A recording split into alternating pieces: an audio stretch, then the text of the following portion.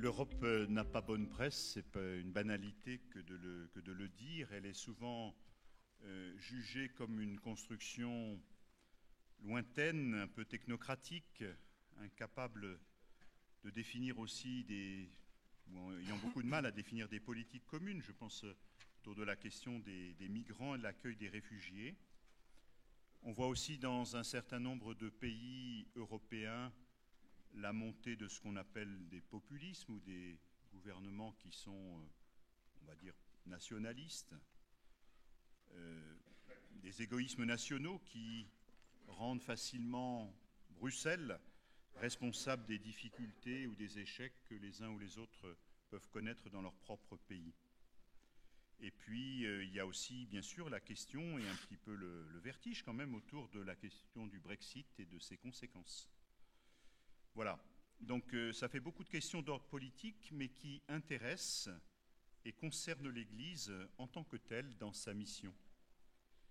Et puis, d'un point de vue historique, nous voyons que l'Église a toujours été concernée par la construction européenne dans sa mission en faveur de la paix, et ceci a un relief particulier en cette année du centenaire de la fin de la Première Guerre mondiale. Et ce n'est sans doute pas par hasard que le pape François a consacré pas moins de 5 discours majeurs, donc au cours de ces dernières années, à la question de l'Europe et à la question de la construction européenne. Les deux plus récents ont été mis dans votre dossier, donc celui lors de la remise du prix Charlemagne et celui lors du colloque organisé à Rome l'année dernière par la Comessé et la Secrétaire d'État, Rethinking Europe. Si vous n'avez pas eu le temps de les lire, je vous invite à le faire ultérieurement. Donc nous avons demandé à deux invités de nous éclairer, de nous inviter un peu au débat, à la réflexion autour des enjeux de la question européenne. D'abord, à ma droite, M. Enrico Letta, donc, qui est un homme politique et un universitaire italien, qui a fait une bonne partie de ses études aussi à Strasbourg, qui a été plusieurs fois ministre, qui a été président du Conseil, donc équivalent du Premier ministre italien, en 2013-2014. Et depuis 2015, vous êtes doyen de la Paris School of International Affairs à Sciences Po, à Paris, et actuel président de l'Institut Jacques Delors. Voilà, donc, et à ma gauche, le père Olivier Poquillon, dominicain, qui est juriste de formation, qui a eu pas mal de fonctions internationales comme expert du Saint-Siège auprès du Conseil de l'Europe, qui a été aumônier militaire dans des terrains extérieurs, dans les Balkans, en Afrique, au Moyen-Orient, et délégué de l'Ordre des Dominicains auprès des Nations Unies. Il est actuellement secrétaire général de la Comessé à Bruxelles. Et donc il pourra aussi vous expliquer un petit peu quel est le travail de la Comessé et en quoi ce qu'il peut vous concerner. Donc je vais leur donner successivement la parole, chacun pour une vingtaine de minutes, et ensuite nous aurons un temps de réaction et d'échange avec vous. Et puis j'ai déjà signalé aussi à nos invités la présence d'un certain nombre d'évêques européens, donc qui peut-être aussi voudront participer au débat tout à l'heure. Voilà, donc je passe la parole d'abord à M. Letta. Merci beaucoup, c'est un grand honneur pour moi d'être là et ça me lie aussi à mon enfance. J'ai cité ma présence quand j'étais enfant à Strasbourg. J'ai fréquenté l'école de la doctrine chrétienne à la rue Brûlé, mais surtout, j'ai vécu les années dans lesquelles la frontière entre la France et l'Allemagne existait encore. Et cette frontière a réellement fixé pour moi quelque chose d'important dans ma formation, dans ma vie, parce que c'était les années 70. Donc j'ai vu l'arrivée du Parlement européen élu et j'ai vu la fin de cette frontière, qui est la frontière peut-être la plus importante de l'histoire européenne. Et ce rôle de frontière est un peu un rôle qui a vraiment pour ma vie, a été quelque chose de très important. Et c'est pour ça que je chercherai dans ces 20 minutes de engager avec vous une discussion, un débat sur la question essentielle de pourquoi l'année prochaine, 2019, va être une année charnière dans la vie européenne. Ceux qui d'entre vous sont familiers aux questions européennes savent que tout discours sur l'Europe commence par dire « cette année, c'est une année charnière dans la vie de l'Europe ». Donc, je vais chercher de vous dire pourquoi vraiment l'année prochaine va être une année charnière pour la vie de l'Europe. Et puis je vais terminer avec quelques suggestions sur des sujets qui peut-être sont intéressants dans les vies de vos diocèses et dans le débat avec les citoyens français. Le point essentiel, c'est que l'année 2019 va aller être l'année des premières fois. Il va y avoir 5 premières fois l'année prochaine qui vont être assez intéressantes et qui vont rendre vraiment cette année 2019 une année unique. 5 premières fois pour l'Europe. La première fois, c'est assez facile, vous venez de citer le sujet, il n'y a jamais eu un pays qui a quitté. Il y a eu des pays qui sont venus, qui sont entrés. On avait, disons, la boîte à outils pour faire entrer de nouveaux pays. Ça a marché, avec quelques problèmes, ça a marché. Aujourd'hui, on se trouve pour la première fois un pays qui sort et vraiment, on n'a pas de boîte à outils. Et la situation très compliquée que sur le Brexit on est en train de vivre est la démonstration du fait que cette première fois nous a trouvés tous dépourvus de boîte à outils. Et franchement, si vous me demandiez que va-t-il se passer au mois de mars de l'année prochaine, franchement, je n'ai pas de certitude à vous transmettre. Je suis parmi ceux qui pensent que ça va être très compliqué, que ça va laisser des conséquences pour beaucoup de temps, parce que, en vérité, ce que je pense, c'est que le problème était à la racine, c'est-à-dire le référendum sur le Brexit a été un référendum qui était très facile à être transmis dans la grande opinion publique, parce que le terme Brexit était un terme très cool, comme les Britanniques disent, mais c'était un terme avec quelque chose de faux.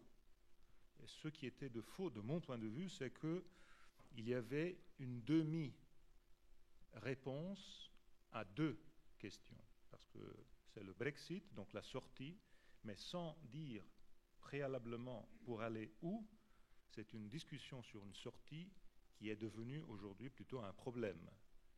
Aujourd'hui, les Britanniques sont en train de discuter entre eux pour aller où, et cette difficulté à comprendre quelle sera la conséquence du Brexit, aller où, et va être un des grands problèmes. C'est le problème majeur pour la relation avec le reste de l'Union européenne. Michel Barnier est en train de faire et a fait un magnifique travail pour tenir ensemble les 27. Il a réussi, mais franchement, je pense que l'année prochaine va être compliquée pour ce point, le Brexit, et je ne pense pas qu'il va y avoir de solution définitive, arrêtée une fois pour toutes. Il va y avoir une situation qui va continuer, et surtout parce que la réalité va reprendre le dessus sur la politique. Je dis ça parce que la question de la frontière irlandaise est une question de réalité.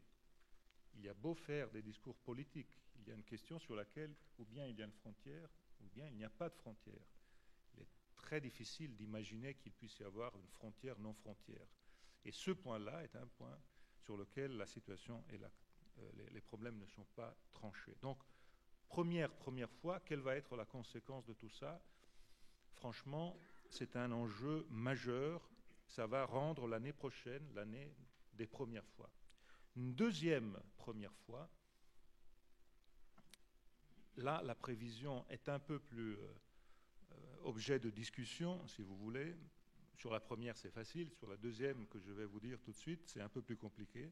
Mais je suis assez convaincu du fait que ça va être la deuxième première fois, ça va être donc l'année prochaine la première fois d'élections européennes qui vont être sur l'Europe. Ce n'est pas un jeu de mots, mais je ne me rappelle pas, au moins dans mon pays, mais pour l'expérience européenne que j'ai, élections européennes qui ont été sur l'enjeu européen. Normalement, les élections européennes sont sur des enjeux nationaux, de politique interne. Comment faire en sorte que le gouvernement en charge tombe ou tienne. Mais rarement, il y a un grand enjeu européen. Cette fois-ci, ça va être comme ça pour la discussion autour du futur de l'Europe et surtout une menace anti-européenne qui est présente aujourd'hui, qui ne l'était pas avant. Et le petit sujet et le soupçon qui m'emmène à dire ça, c'est le fait que, pour la première fois, probablement, on va avoir les émissions de télévision, les journaux, les médias qui vont demander en France à de non-Français à participer au débat, en Italie à de non-Italiens, en Allemagne à de non-Allemands. Ça va être la première fois. Auparavant, on avait des invités étrangers dans les différents pays, mais c'était des invités étrangers pour dire 3, 4 mots au début dans une autre langue peut-être, ou dans la langue du pays d'une façon un peu comme ça, mais c'était plutôt du folklore, ce n'était pas de la substance. Cette fois-ci, je suis sûr qu'en France, on va chercher d'inviter M. Salvini, qu'en Italie, on va chercher d'inviter M. Macron, qu'en Allemagne, il va y avoir quelqu'un qui va chercher d'inviter M. Orban. Ça va être une première absolue dans l'histoire européenne. Une troisième première fois, le Parlement européen a vécu depuis Maastricht, donc depuis 25 ans. Maastricht a été le moment dans lequel le Parlement européen a obtenu les pouvoirs que nous connaissons aujourd'hui, les deux grands pouvoirs, c'est-à-dire le pouvoir du vote de confiance vers la Commission européenne et le pouvoir législatif que le Parlement n'avait pas auparavant. Et dans ces 25 ans, le Parlement européen a été, permettez-moi cette petite plaisanterie, le Parlement le plus continuiste de l'histoire de la démocratie moderne. C'est-à-dire vous avez eu pour 25 ans la même majorité qui a gouverné le Parlement européen. Peut-être dans le monde entier, dans ces 25 ans, seulement le Parlement chinois ou le Parlement vietnamien ont eu une continuité comparable.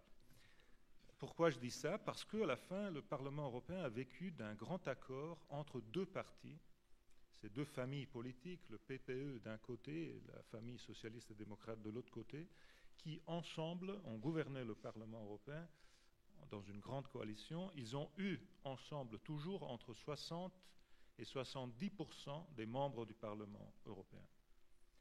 Et ensemble, ils ont décidé tout.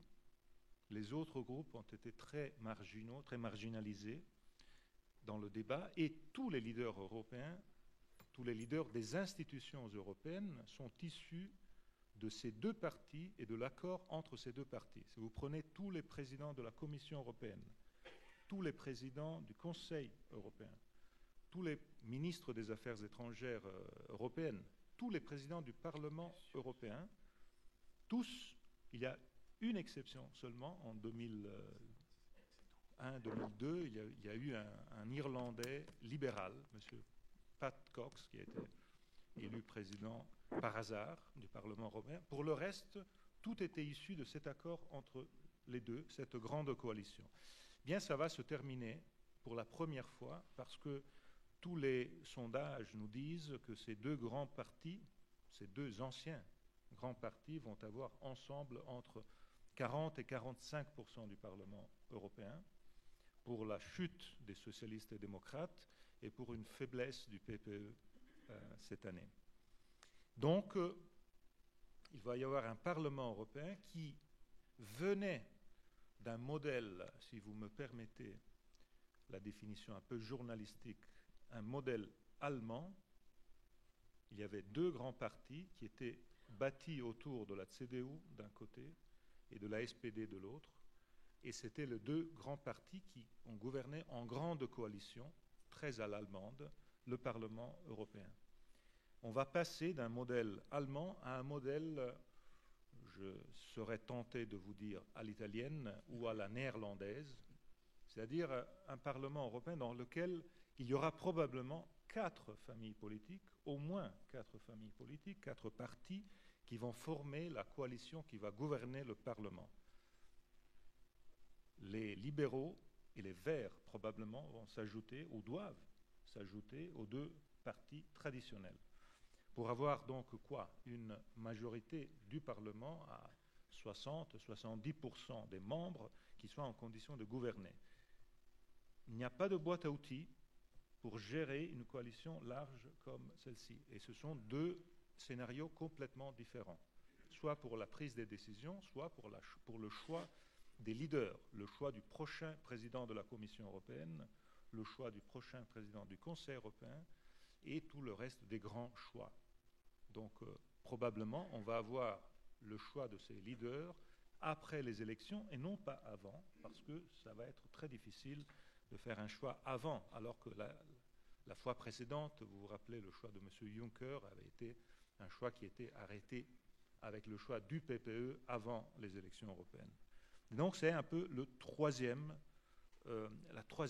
cette troisième première fois. Quatrième première fois, on va avoir tout d'un coup tous les leaders européens des institutions européennes qui vont changer en même temps, ce qui est une première absolue. Parce que dans le passé, vous avez eu toujours celle qui aujourd'hui est une des plus importantes aux institutions européennes, c'est-à-dire la Banque centrale européenne, qui avait été toujours décalée par rapport à l'année électorale. Jean-Claude Trichet avait été nommé en 2003, donc hors d'année électorale. Mario Draghi avait été élu en 2011, hors de toute année électorale. Cette fois-ci, pour les hasards du calendrier, le choix va être en même temps. Donc il va y avoir une même boîte. De cette boîte vont sortir les 5 leaders des 5 institutions européennes, donc le Parlement, le Conseil, la Commission, la Banque centrale européenne et la politique étrangère. Et ça va être donc une première ligne complètement renouvelée, parce que Juncker en plus ne va plus candidater, et dans les autres positions, il n'y a plus de possibilité de nouvelles candidatures, la Banque centrale, le Conseil européen, etc. Donc, nouvelle ligne pour la première fois, tout d'un coup, tous nouveaux, et avec les points d'interrogation et aussi le problème de la politisation ou pas du président de la Banque centrale européenne. Le fait d'avoir le choix en même temps que le reste va donner plus de politique dans le choix probablement de la Banque centrale par rapport à ce qui avait été le cas en 2003, en 2011. Et on sait tous très bien que la Banque centrale européenne n'est pas une institution technocratique. Ce que la Banque a fait dans les dernières années a été très politique. Draghi, en fait, a mené une politique monétaire qui a, de mon point de vue, sauvé l'euro et l'Europe, mais avec des attitudes qui ont ouvert des débats dans beaucoup de pays, l'Allemagne le premier, et naturellement, avoir un président de banque centrale comme ça, ou d'un autre courant de politique monétaire en tête, ça change complètement la donne. Donc c'est un choix très important. Ma 5e première fois, et puis je viens à mes conclusions, c'est le fait, là c'est un peu géopolitique, c'est le fait que l'Allemagne n'a jamais joué le jeu de leader formel des institutions européennes principales. Vous n'avez jamais eu, sauf dans les années 60, un président de commission européenne allemand. Vous n'avez jamais eu un président de banque centrale européenne allemande. Il y a eu un seul cas, c'était les années 60. Ça n'a pas été un grand succès parce que ça a provoqué la politique de la chaise vide du général de Gaulle. Donc il a eu tout de suite une confrontation très forte. Et après ça, il n'y a jamais eu un Allemand. Les Allemands se sont contentés d'un leadership substantiel. Cette fois-ci, c'est ma 5e première fois, l'Allemagne a candidaté, pas l'Allemagne, mais disons, il y a un candidat très fort allemand à la présidence de la Commission européenne, c'est Manfred Weber, l'actuel chef de file de CDU-CSU au Parlement européen. Et il y a un candidat allemand très fort, le président de la Bundesbank, à la présidence de la Banque centrale européenne. Donc c'est une première fois. Qu'est-ce que ça va donner en termes de conséquences sur l'avenir et disons, le panorama politique européen? On va voir, mais c'est un début de débat assez intéressant. Je viens à ma deuxième partie. Une année donc très intéressante, une année qui va avoir ses 5 premières fois, qui va ouvrir beaucoup d'intérêt, et surtout pour le deuxième point que je citais, la deuxième première fois. Ça va être un débat sur l'Europe. Et ça, là, je suis assez sûr que ça va être comme ça. Ça va être donc, de mon point de vue, intéressant. Ça va créer pour la première fois ce débat européen, qui naturellement va être lié aussi à des questions domestiques. Je suis sûr qu'en France, il va y avoir des questions domestiques très importantes. En Italie, c'est la même chose. Mais cet aspect européen va être pour la première fois un aspect très important. Et je suis sûr que la COMESE est en train de réfléchir au rôle même que l'Église est en train de jouer sur ce point-là. Ce qui s'est passé au Vatican l'année passée, j'ai eu la chance d'y participer, a été un moment très, très important et très enrichissant. Mais alors, quel est l'enjeu majeur? Je voudrais vous citer, premièrement, une petite phrase. Si je dis l'Europe a failli sur la crise migratoire, je pense que dans cette salle, moi-même, je suis d'accord avec cette phrase, et c'est très difficile de ne pas être d'accord sur cette phrase. L'Europe a fait faillite sur la crise migratoire. Ce qui est beaucoup plus compliqué est d'approfondir cette phrase et de décliner cette phrase en disant, on peut la décliner en 2 façons différentes. Les institutions européennes, les institutions de Bruxelles, ont failli sur la crise migratoire. Autre chose est de dire les États membres européens ont fait faillite sur la crise migratoire. Et là, on est dans un univers complètement différent. Moi, je pense que c'est plutôt le deuxième point, plutôt que le premier. C'est-à-dire les institutions européennes ont fait ce qui était possible de faire avec les pouvoirs que les États membres leur ont donnés. Les États membres, avec des vétos, avec une situation dans laquelle, n'ayant pas de pouvoir centralisé sur ce sujet, parce que c'est un sujet typiquement régalien, mot que j'ai appris en France et qui n'existe pas dans mon pays, étant des sujets typiquement régaliens, c'est des sujets dans lesquels les États membres se disent « bon, ça c'est à nous, c'est pas à Bruxelles ». Mais puisque c'est à nous, comme disent les États membres, il y a des sujets où c'est beaucoup mieux quand on décide tout ensemble, avec des responsabilités partagées. J'ai participé à des conseils européens dans lesquels on se disait, bon, il y a 23 000 réfugiés de Syrie qui sont arrivés. Qu'est-ce qu'on fait? Et je vous assure que c'est beaucoup plus facile pour tous, même sur les plus régaliens des régaliens et souverainistes, pouvoir avoir une autorité centrale qui décide avec des automatismes. Alors que faire une sorte de débat et de loterie en disant « moi j'en prends 1000, moi j'en prends 500, moi j'en prends 2500 », ce qui est pratiquement impossible. Et ce sujet-là est un sujet qui reste aujourd'hui central. Il y a des sujets qui touchent la différence entre nos pays. La frontière italienne ou grecque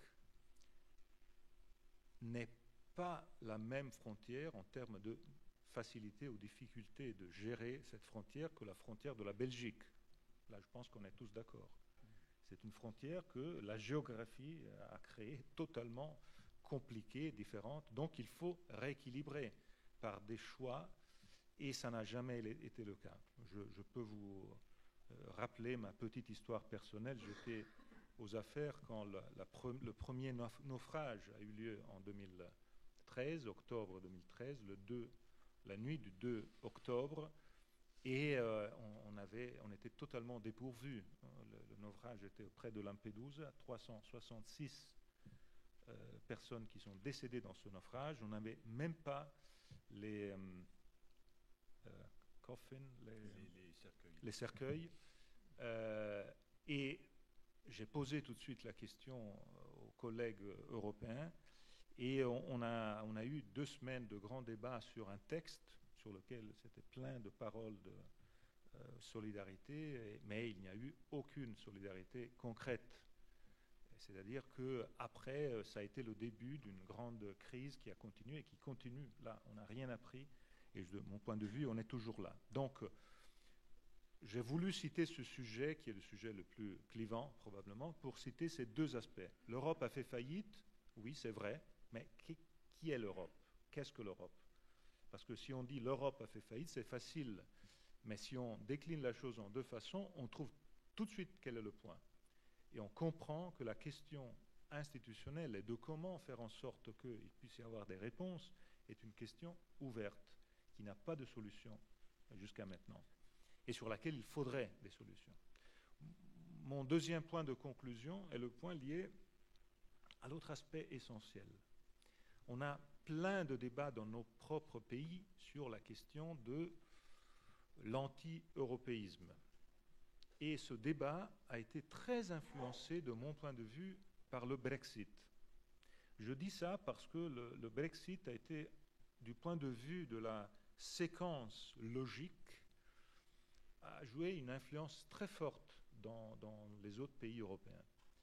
La séquence logique était « je n'aime pas ce que l'Europe fait sur les migrants, sur l'espace Schengen, sur toute une série d'autres choses, donc je sors ».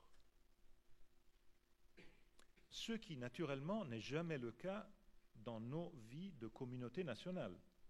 Je peux tranquillement dire « je n'aime pas ce que le gouvernement de mon pays fait sur ce sujet, sur cet autre sujet, je combats pour changer ça, mais je ne sors pas parce que je n'aime pas cette politique ».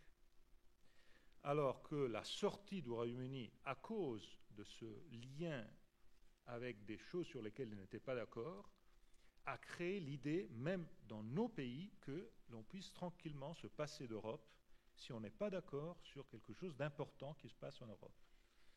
Donc ce que je vous suggère, c'est un peu l'approche qu'on a et dont j'ai parlé beaucoup de fois avec le président et le fondateur de l'Institut Jacques Delors, donc Jacques Delors même. La question essentielle est de réussir à séparer les 2 points essentiels.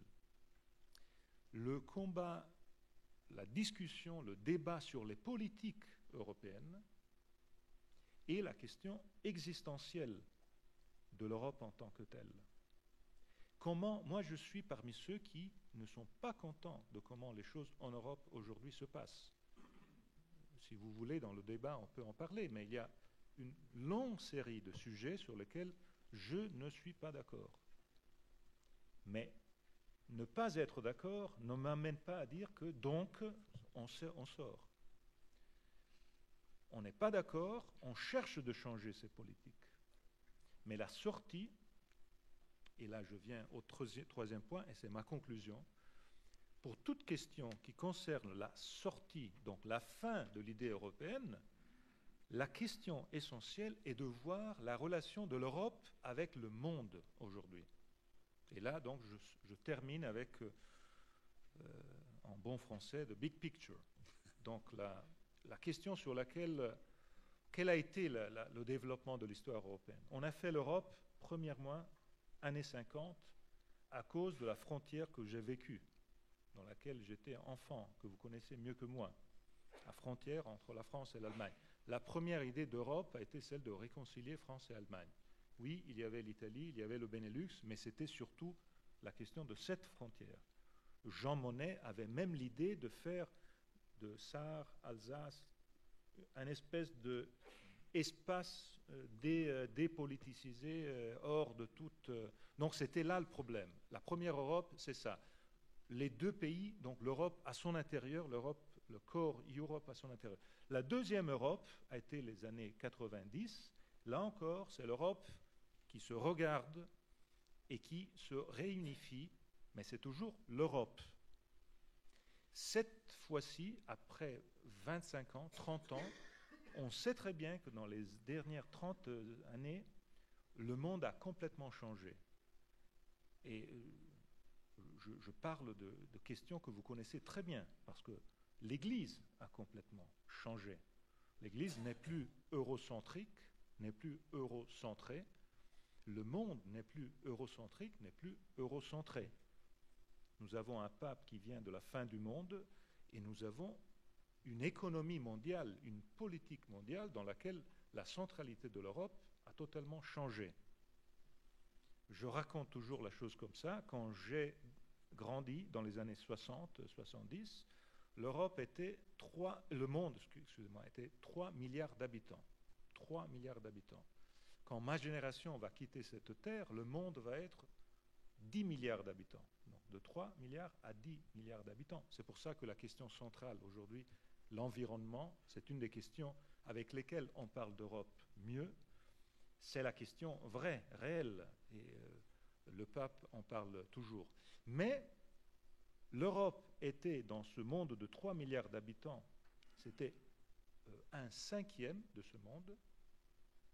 Et l'Europe, dans le monde de 10 milliards d'habitants, va être un vingtième de ce monde. Donc le changement radical, être un cinquième du monde, être un vingtième du monde, et surtout le rôle de la Chine, le rôle... Vous savez, beaucoup de monde dit, et c'est ma conclusion, est-ce que vous étiez mieux il y a 20 ans ou aujourd'hui? Et beaucoup de monde répond, dans mon pays et dans votre pays, on était mieux il y a 20 ans. Il y avait plus de certitude, la situation était beaucoup plus... Il y a beaucoup d'arguments là-dessus. Même s'il y a beaucoup de sujets qui nous amènent à dire que ce n'est pas vrai. Il y a tout le reste, la santé. Mais il est facile de dire, que s'est-il passé dans les dernières 20 ans? On a l'euro. Donc, c'est la faute de l'euro. Ce raisonnement très simple est très faux. Parce qu'en réalité, ce qui a changé dans les dernières 20 ans, c'est l'arrivée de la Chine. Et je le dis dans un pays qui a connu le fameux mot de Napoléon, quand la Chine s'éveillera. Et la Chine a décidé de se réveiller exactement dans la période dans laquelle nous vivons.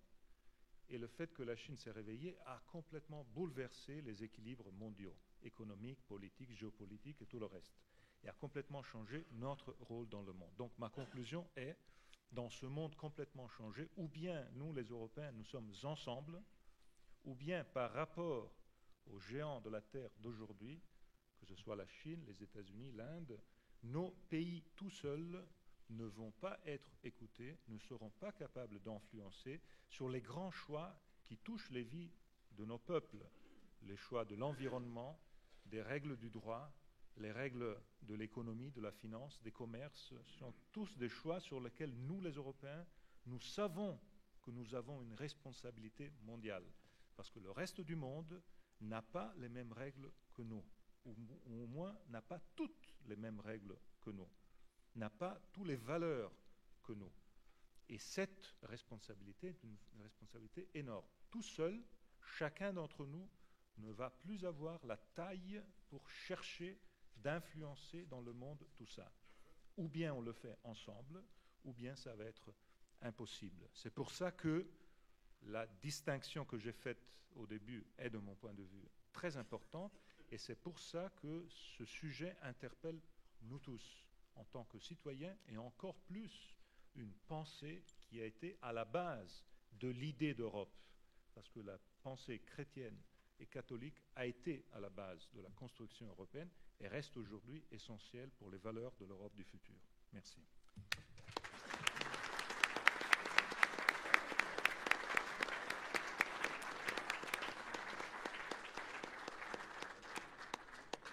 Merci beaucoup pour votre exposé qui nous donne beaucoup à penser et qui était particulièrement clair et précis. Et je donne tout de suite la parole au Père Poquillon.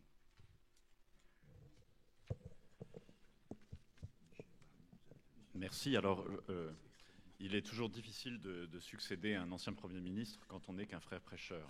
Oh, ça ne gêne pas. Comme me suis dit, ça ne gêne pas. Alors, peut-être que si nous voulons entrer dans le débat, mon rôle va être plus de poser des questions et de provoquer un peu, de façon à ce qu'il y ait une certaine animation de nos cellules grises ce matin, pour nous engager dans la réalité humaine de ce qu'est l'Europe aujourd'hui. L'Europe, en juin, nous discutions avec le pape François, qui recevait le comité permanent de la Comessée, et qui disait « Vous ne vous rendez pas compte à quel point vous avez un rôle à jouer. L'Union européenne a un rôle spécifique au sein de la grande Europe. Elle a été conçue comme un projet de paix, non pas entre nouveaux amis, mais entre ennemis. Il s'agit de la mise en œuvre de ce principe « Aimez vos ennemis ». Après non pas une guerre mondiale, mais 2 guerres mondiales, les guerres napoléoniennes, la guerre de 70. Alors nous oublions volontiers Napoléon en tant que Français, puisque nous avons porté le fer et le feu chez nos voisins à cette époque, avec le Code civil. Alors, aujourd'hui, quel est le rôle de cette union? Quel est le rôle de cette Europe dans le monde? Le pape nous disait, rendez-vous compte, si l'Europe s'affaiblit, si l'Europe, qui est le premier promoteur, pas défenseur, mais promoteur de la dignité humaine dans les instances internationales, perd ce sens de la responsabilité, de sa responsabilité, que restera-t-il? Les États-Unis, la Russie, la Chine. Il nous a regardé, est-ce que c'est vraiment ce que vous voulez? Bon, il se fit un silence d'environ une demi-heure et nous avons repris la conversation. Alors aujourd'hui, la question qui nous est posée par le Brexit, et je prendrai un peu par petites touches successives ce qui a déjà été brillamment exposé par Enrico Letta, je ne vous ferai pas un exposé systématique. Le Brexit nous pose une vraie question. Que voulons-nous faire aujourd'hui ensemble en Europe? Avec cette déconnexion, effectivement, de l'outil Union européenne, qui n'a pas forcément les promesses de la vie éternelle, et l'Europe qui est un don de Dieu, qui est un continent avec un peuple ou avec des peuples dessus. Et ces peuples sont composés d'hommes et de femmes créés à l'image de Dieu. Pour nous chrétiens, cet élément est essentiel. Redonner des priorités ou retrouver des priorités. Vous avez noté que le président Macron est venu pour la première fois, je pense que c'était la première visite d'un président de la République depuis qu'on a des présidents de la République à la rencontre des évêques. On peut s'en réjouir. Il nous a posé une question. Il nous a posé des questions. Un défi qui était, nous attendons que les chrétiens s'engagent davantage en politique, première chose, et nous attendons de l'Église qu'elle pose des questions à la société. Alors je crois qu'il n'a pas inventé ça, c'est un observateur privilégié, et ce sentiment que l'Église a un rôle à jouer est assez largement répandu. La Comessée n'est pas l'ambassade de l'Union européenne au sein de l'Église. C'est la représentation des conférences épiscopales auprès de l'Union européenne. Et à ce titre, nous sommes de plus en plus souvent approchés par les partis politiques, par un certain nombre de groupes de pression aussi, par les dirigeants actuels, que ce soit au Parlement, à la Commission, pour essayer de retrouver du sens. Nous avons un outil qui a ses forces et ses faiblesses, qui est peut-être un peu trop jacobin, qui fonctionne avec une logique de silo, qui a beaucoup de mal à avoir des approches interdisciplinaires, qui est peut-être sclérosé, qui est conçu pour une société verticale alors que nous sommes dans une société horizontale. On peut continuer les reproches qu'on fait souvent à juste titre à cette mécanique. Mais aujourd'hui, la vraie question est que voulons-nous faire ensemble en Europe? Alors il y a une quinzaine de jours, le PPE, que mentionnait Enrico, qui est donc le Parti populaire européen, les démocrates chrétiens, on peut dire, la droite classique, avait ce congrès qui est annuel, une rencontre interreligieuse sur les questions du sens. On se retrouve avec des politiques et l'un d'entre eux disait, mettait le doigt sur une mutation que nous vivons actuellement. Je suis né en 1966 et en 1974, on a eu la crise pétrolière, le choc pétrolier. Alors un choc, c'est brutal, ça arrive une fois. Ça n'est pas censé se dilater dans le temps. Pourtant, c'est ce que nous avons eu. Nous avons le sentiment de ne pas être sortis du choc pétrolier. Aujourd'hui, on entend la grogne des zones rurales, notamment, qui s'insurgent contre la hausse des prix du carburant. Et nous avons l'impression d'être soumis à une chose que nous ne maîtrisons pas. Puis, nous avons eu d'autres crises. La crise financière, où là, c'est pareil.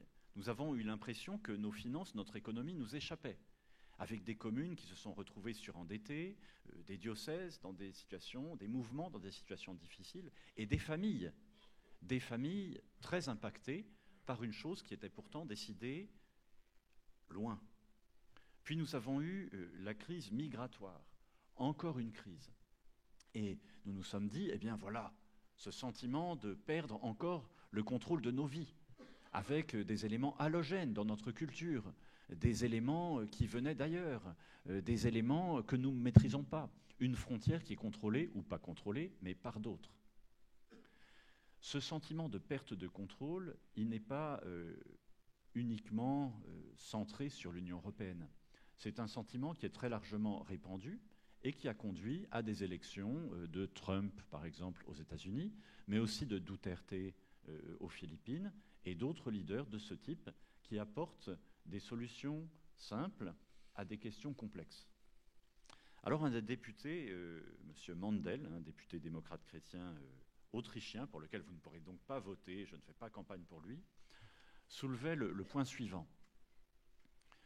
Au moment de l'invention de l'imprimerie, nous avons eu des mutations très importantes dans nos sociétés.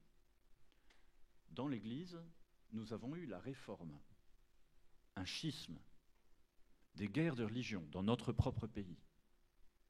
En Europe, nous avons eu la guerre de 30 ans. Aujourd'hui, nous avons une mutation technologique majeure, du même ordre que celle de l'invention de la roue. Et nous n'en avons pas conscience.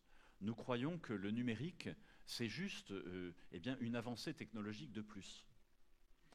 Pourtant, ça remet en question peut-être même les fondements de nos vies. Nous sommes passés en très peu de temps, finalement, d'une société verticale à une société horizontale. D'une société où l'argument d'autorité avait une certaine valeur, où on pouvait prêcher du haut vers le bas, à une société dans laquelle, c'est plat. Si Madame Martin fait une vidéo plus amusante que celle du pape, elle va avoir des millions de followers sur Facebook, sur Twitter, sur les réseaux sociaux en général. Et notre réalité est impactée par ces mutations technologiques. Ça n'est pas une analyse sociologique ou anthropologique à la petite semaine. Cette opposition au sein de nos civilisations, au sein de nos sociétés, nous l'avons vu arriver aux Nations Unies à travers les sociétés, que ce soit la société arabo-musulmane qui vit une crise majeure aujourd'hui, mais aussi nos sociétés à nous. Il n'y a pas des pays qui seraient d'un bord et d'autres qui seraient de l'autre. Aujourd'hui, les frontières bien commodes entre les blocs ont sauté. Nous sommes dans un monde atomisé, multiforme, et je ne pense pas qu'on puisse dire encore multipolaire. Bien malin celui qui peut parler des pôles qui existent aujourd'hui. Alors face à cette mutation technologique, nous avons donc des conséquences anthropologiques. Est-ce que nous allons privilégier une anthropologie individualiste, soutenue par les algorithmes, qui nous renvoie en fait un miroir de nos propres envies, nos propres désirs, et qui finalement vont nous renvoyer des choses qui sont conformes à nos désirs, à nos envies? Ou est-ce que nous allons avoir une anthropologie personnaliste où l'homme reçoit la vie, la transmet, la partage et la transmet, où ces choses nous sont données comme un dépôt, qu'il s'agisse de l'environnement, du social, du politique, que nous avons à partager. Le souci du bien commun aujourd'hui n'est pas une évidence.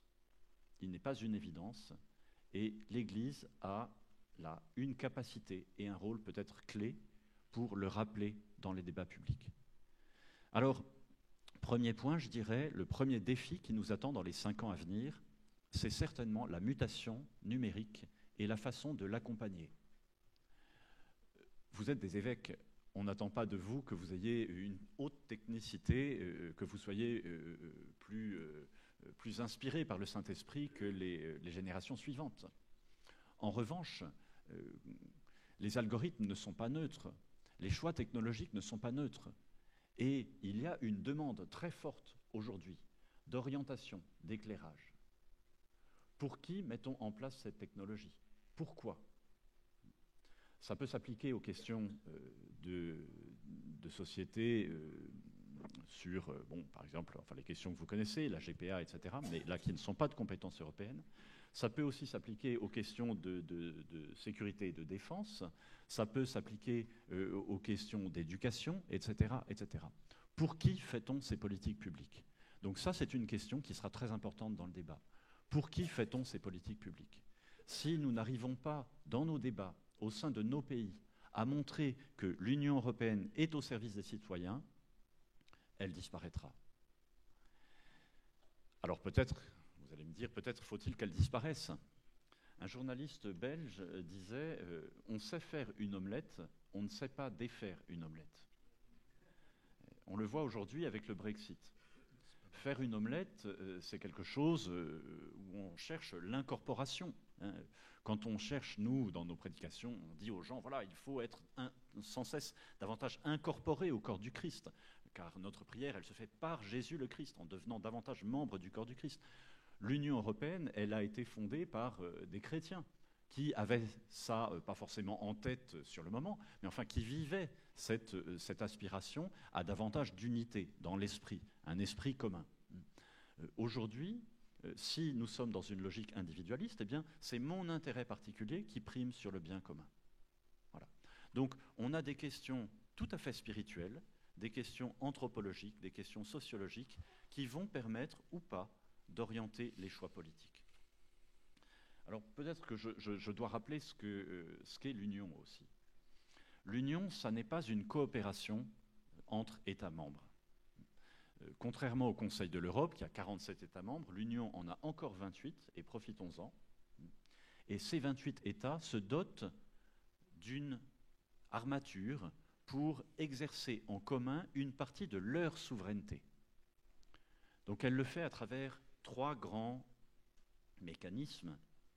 Le Parlement, qui est peut-être le mieux connu, pour lequel nous allons voter, et nous pourrons élire directement nos représentants, qui est co-législateur, la Commission, qui serait un peu une sorte d'exécutif qui met en œuvre, qui donne l'impulsion pour l'administration, et puis le Conseil.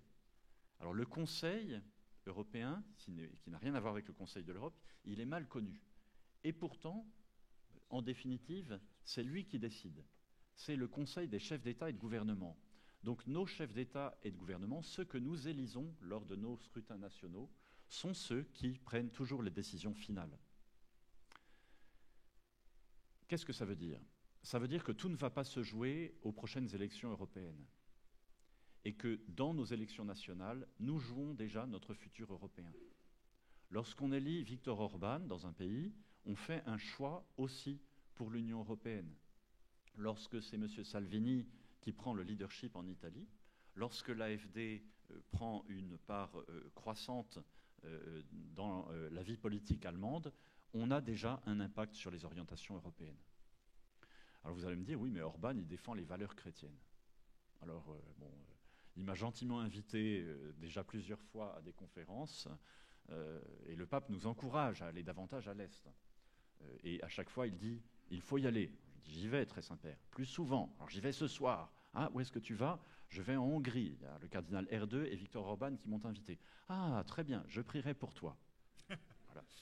Donc, pourquoi? Nous n'avons pas la même histoire. Et aujourd'hui, on le voit même dans nos débats, dans nos échanges au sein de la Comessée. Certains étaient dans le bloc communiste, d'autres étaient dans le monde dit libre. Aujourd'hui, plus personne ne revendique la liberté. Et des gens qui avaient le divorce sur simple déclaration, dans tout le bloc communiste, nous disent que nous ne défendons pas les valeurs de la famille, à l'Ouest. Donc on a cette espèce d'inversion des critères et des regards qui ne sont pas, on pourrait dire, en communion. C'est-à-dire que nous regardons de là où nous sommes, mais nous ne connaissons pas la réalité de nos frères, avec qui pourtant nous prenons les décisions en commun. Le fait de connaître le diocèse de votre voisin vous aide à prendre des décisions en commun, j'imagine, au sein de vos provinces ecclésiastiques, quand il s'agit de formation des jeunes prêtres, etc., ou d'autres questions. Analyser des réalités sociales, une réalité rurale, une réalité urbaine, voilà. Il est important de connaître l'autre. Aujourd'hui, il y a une méconnaissance assez importante entre les pays, entre les États membres. Comment définir des objectifs communs quand on ne se connaît pas ? L'élargissement s'est fait de façon successive et peut-être parfois, puisqu'on m'a demandé d'être un peu eurocritique, eh bien, en perdant de vue l'objectif final. Au départ, l'Europe est conçue comme un projet de paix. Et la paix, nous dit saint Thomas d'Aquin, est un combat. Ça n'est pas la paix des cimetières. Aujourd'hui, la paix, ça ne signifie plus rien pour les jeunes générations. Et pourtant, nous avons la guerre, une vraie guerre, avec des morts tous les jours en Ukraine. Nous avons des situations potentiellement explosives, comme dans les Balkans. Il n'est pas impossible que la guerre reprenne en Bosnie, dans les années qui viennent, pas forcément très loin. Nous avons des situations de désespérance sociale, etc. Alors, je voudrais passer à mon deuxième point, qui est la question démographique. L'enjeu démographique est un enjeu capital. Et il est trop souvent vu sous l'angle de la natalité, et uniquement sous l'angle de la natalité. Certes, il y a des natalités basses en Europe, mais la perte d'habitants, la perte nette d'habitants, vient essentiellement de la migration. L'Église, contrairement à l'Union européenne, ne fait pas de distinction entre la migration et la mobilité. Quand on parle avec les responsables européens, ils nous parlent de mobilité. La mobilité, c'est quand un Irlandais va travailler à Bruxelles, comme l'a fait mon prédécesseur, Monseigneur Traynor. Bon, la mobilité, c'est quand le plombier polonais vient en France. Ça, c'est de la mobilité. Et on nous dit, c'est bien, la mobilité, c'est Erasmus. Ça plaît aux jeunes générations, surtout aux jeunes générations qui vont à l'université. Un peu moins aux jeunes générations qui sont scotchées dans le fond d'une vallée où il n'y a pas d'emploi. Alors la mobilité, c'est prévu comme une bonne chose, une façon de faciliter ce brassage et cette incorporation. Pour le Saint-Siège et pour l'Église en général, il s'agit d'une migration, c'est-à-dire qu'on quitte sa culture d'origine, son milieu d'origine, pour aller s'installer dans une autre réalité. Et on le voit dans bien des pays de l'Union, vous l'avez sans doute dans vos diocèses, on a, notamment dans les capitales, des aumôneries linguistiques de plus en plus nombreuses. Alors, à une époque, on a eu les Italiens, les Portugais, mais qui sont maintenant membres des gouvernements, etc., et qui ont été totalement intégrés. On a maintenant des communautés polonaises, des communautés croates, des communautés slovènes. À chaque fois que j'ai un évêque de l'Union qui vient, eh bien, je trouve toujours un prêtre et une communauté locale à Bruxelles qui parle sa langue et qui va pouvoir le rencontrer à l'occasion de son passage. Alors, ça marche aussi pour les Français.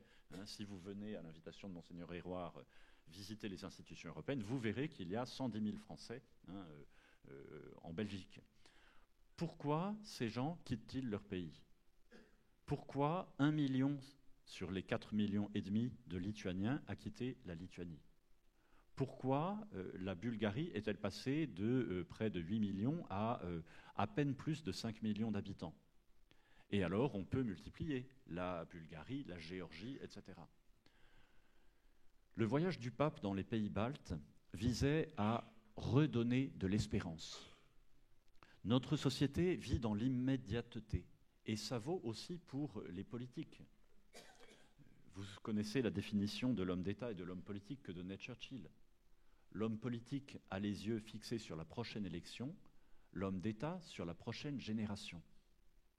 Alors c'est une belle formule de Churchill, on me prête corrige, je ne sais pas s'il l'a vraiment dit, mais là, l'Église est attendue. L'Église est attendue sur la question du temps long. L'Église a cette capacité, a cette légitimité, 2000 ans de présence en Europe, à donner des indications, à poser des questions. Cette question démographique, elle reprend donc la question de l'espérance, du projet commun, des clés de discernement. Nous sommes dans un monde de plus en plus complexe dans lequel on manque de repères. Alors je vais terminer là-dessus. On entend souvent des populistes notamment, mais qu'est-ce que c'est que le populisme aujourd'hui? C'est difficile à dire, tout le monde s'en sert. Faire un amalgame entre les valeurs et les principes. Ah, mon père, moi je défends les valeurs chrétiennes. Les valeurs, c'est très bon pour le stock exchange, pour la bourse de Paris. Vous voyez, ça monte et ça descend. Il y a des choses auxquelles on accorde de la valeur aujourd'hui qui n'en avaient aucune il y a 20 ans, 30 ans, 40 ans. Et ça explique peut-être les difficultés à avoir des perspectives communes. Et puis, il y a les principes. Le Seigneur est mon rocher, dit le psaume. L'Église peut t'aider à faire le discernement entre les points fixes et les choses mobiles, entre le squelette et la musculature. Aujourd'hui, nos sociétés sont dans une espèce de confusion où on confond le mobile et le fixe. On confond l'intérêt particulier et le bien commun. Là, dans cette campagne, il pourrait être utile de soulever un certain nombre de points très concrets dans les domaines économiques, de défense, sociaux, etc., qui permettent aux gens de se positionner, d'avoir un point fixe sur lequel s'appuyer pour pouvoir exercer leur liberté. Alors je m'arrêterai là pour qu'on puisse après entrer dans un temps de questions. Merci beaucoup. Et donc voilà.